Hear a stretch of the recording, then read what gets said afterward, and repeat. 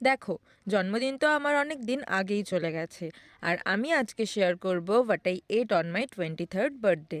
যেহেতু ওই দিন রাত 12টার সময় কেক কেটেছিলাম, তো সবার প্রথমে খেয়েছিলাম কেক। আর এই কেকের টেস্টটা কিন্তু ভীষণ টেস্টি ছিল। সকালবেলা খেয়েছিলাম চা আর বিস্কুট, আর যেহেতু আমার জন্মদিন কিন্তু মকর সংক্রান্তির মধ্যেই পড়ে, তারপরে খেয়েছিলাম পাটিসাপটা। লাঞ্চটা কমপ্লিট করেছিলাম ভাত, ডিমের ঝোল আর ডাল দিয়ে। আর সবার লাস্টে কিন্তু এই কুসুমটা খেতে আমার ভীষণ ভালো লাগে।